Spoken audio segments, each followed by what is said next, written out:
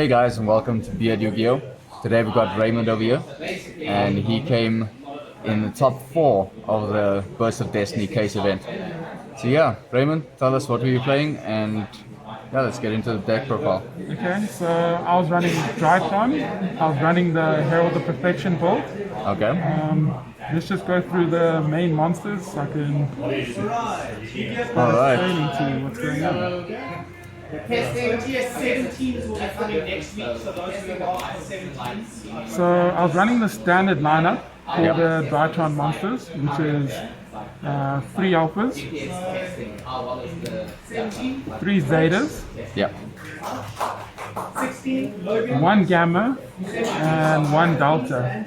In the perfection builds, we generally go down on a gamma and a delta because when you start comboing off, you don't really need Drytron names. Yeah. And the combo line that they bring up aren't that strong. You're always aiming for the more powerful boards that you can develop from them. Okay.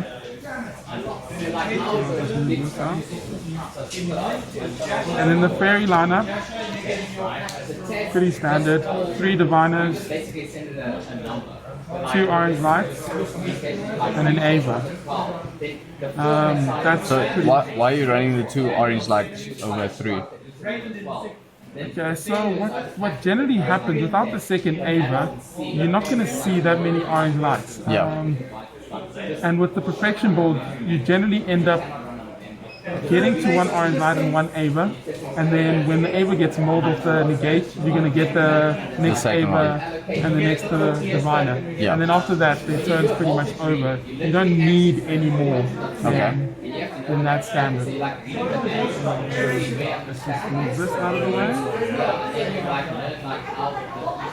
We're going on to the ritual monsters now. That's 1 Cyber Angel Ida 10, 1 Ben 10, 1 Herald of Perfection, let's put this on top, 1 Natasha, 1 Draconis. Okay. A lot of people don't like running this card, but yeah, you don't want to be caught without it. When I got knocked out, I avoided going down this combo line. Yep. That was in the top 4, and I got drolled. Oh, This combo line is the one that plays around droll. Yeah. If you don't have this and you get drolled, you basically instantly lose. Yeah. There's also like a niche little thing with that as well. If you got the move beta, you can then stop the spells and traps as well. Yeah. So that's the anti-draw board where you set up the move beta and you set that up. Yeah. And then during your opponent's turn, you get the 2 cents off of the break bonus, and then move beta gives you the 2 negates. Okay. And the cool thing about move beta is it's not once per turn. As long as it's got material, it will keep negating. Yeah. We can go on to the spells and traps. This was literally key for me in the whole tournament. Whenever I saw this, if I was going second, like I knew the board was broken. Yeah. Very nice.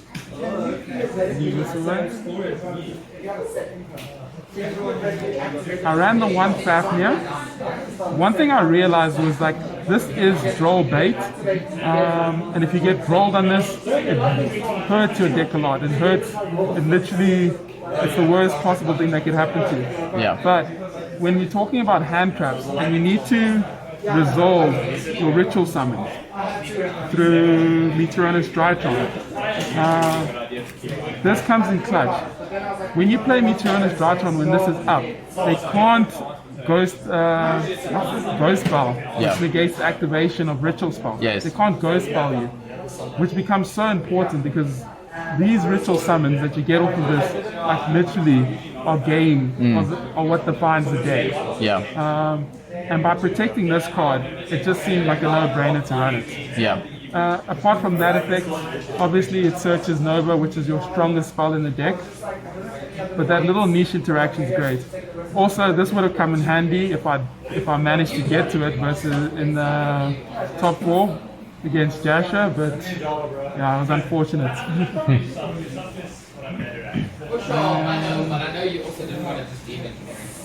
Now I play three preparation of rights and three pre-preps.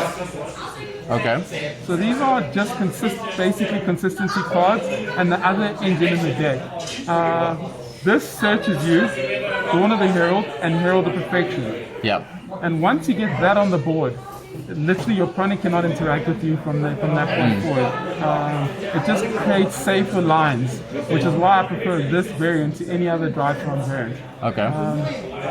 You draw this card, if it doesn't get ashed, you're pretty much going full combo.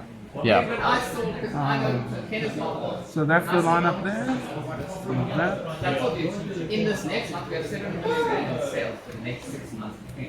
I only play 2 Drytron Novas, which is not standard. A lot of Drytron decks play 3. My reasoning behind this, I was watching a lot of YouTubers, and I also agreed with them. When you see 2 of these in your opening hand, it's one of the worst, it's one of the worst hands that you can have. Drytron wants to see 5 cards that they can play. Yeah. Because then that's how they play through interruption, that's how they break boards. When you start seeing 2, you start playing with a hand of 4 rather than a hand of 5. And that's when things get a bit tricky, and that's when things start to get very bricky. Yeah. I decided anything that's once per turn, I'm going to run 2 copies of. And you'll see that theme through my deck now. The only card that exception was pre-prep of lights, because if that goes through, then pretty much everything is safe. Yeah. Cyber Emergency, I only ran 2. For the same reason, obviously. Same reason as Drytron Nova. Pot of Prosperity, I only ran 2. Same reason. As this card actually unbricks you, but I want to be playing with a 5-card hand. Yeah. So I cut it down by 1. I wasn't disappointed I didn't miss it. And then I ran the limited cards.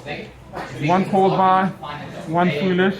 This is my Hail Mary against Roland Lockford.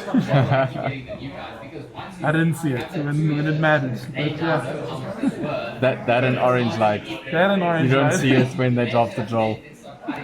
And then my tech card was Extra Foolish Barrel.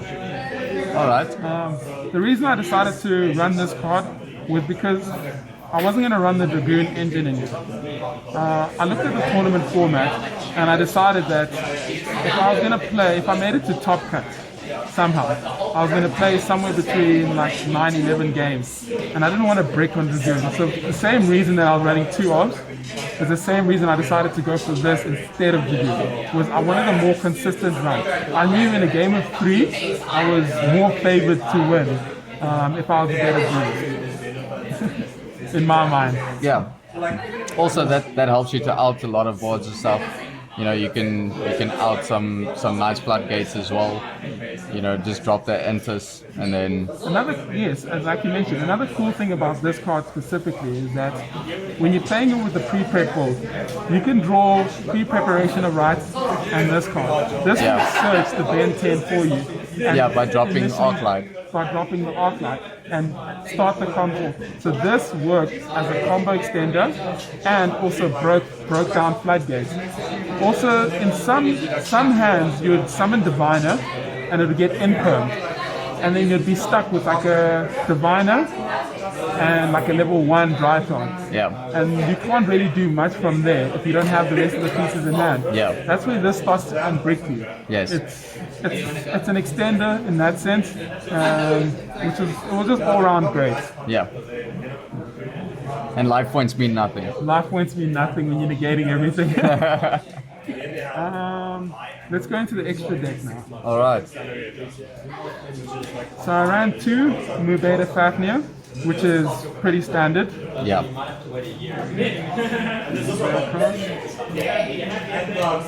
2 Arc Lights, which is also standard, but in this specific case, because I'm running the Extra Foolish, it was mandatory. It needed to be in this deck. Yeah. One Beatrice, it's limited, unfortunately. I ran one Zeus. This is my break the board when I go second card. Most of the time, this was what I got rid of when I played Pot of Prosperity. If I was going first, because generally the game is over in 3 turns. Yeah. On your turn 3, it's done, and you won't need Zeus. Now, earlier I mentioned I wasn't playing Dragoon, but I still needed that consistency that Dragoon gives you. When you get hand trapped, like when you see 2 hand traps, like an Imperm and a Veiler on your move Beta and your Diviner, generally you're forced to go into Dragoon. Yeah. That's where this card comes in place, because I don't have a Dragoon in this This variant. Yeah, this variant that I'm playing. So the Tatsunoko, the cool thing about it is that the Diviner is a level 2 and the Drytron's a level 1. You can go straight into this, and then you could use a monster in your hand to synchro with Tatsunoko to go into Chaotic Ruler. So you'd use Natasha. So you'd use Natasha. And with the pre-prep that you can search the Natasha, you can search it off of the first Drytron that you played if it's an alpha, Yeah. which is great. Alternatively, that would be in a case where you get double hand trap. And then this card alone could unbrick you, because it'll mull all your rituals into the graveyard. It can mull your ritual spell into the graveyard. It could end up adding another Drytron name to your hand, or add a ritual spell, a ritual monster to your hand, and a Drytron to the grave to help you continue playing. Yeah. And apart, it's got a second effect. Never where it comes back. You could banish the Link Reaver, which will be a dark and any light monster in the graveyard to bring it So just back. summon it back, yeah.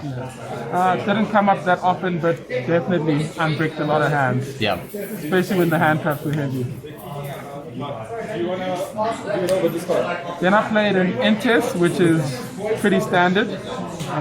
You got to play Entes. Gets you out of floodgates. Onto the links, it was a Link Kariba, Nightmare Phoenix. A lot of people say they don't need this card, but I believe that this is essential when you start breaking down boards, especially with decks that have back row. Phoenix comes in handy because you can just play with your board and discard the Drytron. They don't really count for anything, especially when you have Phoenix under a Link Reaver. You still get the draw even if this gets removed, because in its text it says when this was co-linked. So if they remove it before its effect resolves, you'll still get the draw. Very cool interaction. Okay. There was some guy who was like really happy. Pretty standard. This is an interrupt during my opponent's turn. Yeah. Usually I'd use it to go into a Nightmare Unicorn to return something to the hand. Unicorn, great. Even against Shadal, a nice little interaction with Unicorn and Masquerena is if they open with a Shadal fusion, you can trigger this. Oh, sorry. If you're afraid of Shadal's fusion, you can trigger this, go into Unicorn, and then bounce the Unicorn back. So that you're only left with the perfection. That's if you suspect the Shadal fusion is coming up. Yep. Appaloosa, more negates. Whenever I made this, was always a 4 negate Appaloosa. And then Axis Korotoka. This is basically my card that I use to end the game. A lot of people use Borrow Sword, but Access just does it better. Genuinely awesome. So that's my extra deck there. I want to go into the side. Yep. So I decided to run 3 goes-in matches. One of the things I realized was there was going to be a lot of Shadol invoked Dogmatica. And goes-in match is amazing on their first summon. If they Alistair, you goes-in match. They pretty much ends their turn there. They can't go any further from there. Another thing you can also do is on the, I think it's the Ecclesia summon, if I'm not mistaken. It's on the Ecclesia. So on the Ecclesia summon, you goes-in match, and it forces the enters. But yeah, this is it was just pretty much just a counter to that deck, and also in case Prank Kids became a somehow found its way in the room. John and Lockford, I ran 2-0. This was for the mirror, also for Invoke, Shadal, Dogmatica. I was expecting that deck to be played a lot. Red Reboot, this was back row decks. I wasn't really anticipating a lot of back row decks, which is why you'll notice I didn't run too many back row hate. It was just Red Reboot and the 2 Twin Twisters. I didn't anticipate a lot of it, and I got lucky that I didn't match up against a lot of it. Dark Ruler no more, just more board breaking stuff. When you're going second, you want cards that give you the most amount of advantage in one single card. Because with Drytrons, you need to draw multiple cards in order to start comboing off. The same reason why I said 5-card hands is what you need, which is why you need strong board breakers. This will turn my 5-card hands into a 4-card hand, because this breaks the board by itself, and then I'll start comboing off with 4. I ran 2 Ghost Bowl and Haunted Mansions. I was extremely scared of Cycle Reader. This card, this is the counter to Cycle Reader. So that was just literally, that's literally what it's in here. It wasn't even for the Tri-Brigade matchup. I'm sure no one even played Cycle Reader. Yeah, But yeah, it helps against other decks as well. So, you know, it's good. Helps against DD Crows. You know, Crows there's too, yeah. Tri running around. So it's good against Tri-Brigade Revolt. Yeah, luckily I didn't actually match up against any Tri-Brigades. But in case I did, I also ran 2 Phantasmes. This card against Tri-Brigade is the out to Appaloosa, kills Appaloosa by itself, and forces a revolt. It's just an amazing card in that matchup. basically, this also gives you an auto win because you can correct your hand. Yeah. Also the hand correction part. I'm not even mentioning that. I'm just looking at the body straight away. It replaces itself. Yeah. It allows me to play with 5 cards. The theme of my deck, 5-card hands, and it's a free monster. Yeah, it's a no-brainer, especially against Tri. Yeah. Against Tri, no-brainer. And then the one of Artifact Lancia. So the reason I played this was because I was anticipating Virtual World. And when you're going first, you can search the Lancia. And then you can just play it on their turn. You've already got the negates in hand, so you're not scared of Gamma. If you stand by phase, Lancia, and they Gamma you, you're going to have the Herald effect to just negate. Yeah, that's the reasoning behind this. I ended up drawing it in my top 4 match, but I managed to stop his turn, but the rest of my hand was literally Dark Ruler no more, droplets. It was unplayable stuff. Which was unfortunate considering my deck was based around trying to be able to play. So that's the deck profile there. Okay, so that's it. Thanks, Raymond. So, do you have any shoutouts? Anyone you'd like to mention? I'd like to take a shout out to Ben. Did a lot of play testing with me, helped me a lot there, and to Dylan. Dylan helped me gather a lot of the deck that I have here. The droplets that I used were his. The product prosperities that I used were his. Pretty much 80% of all the expensive cards.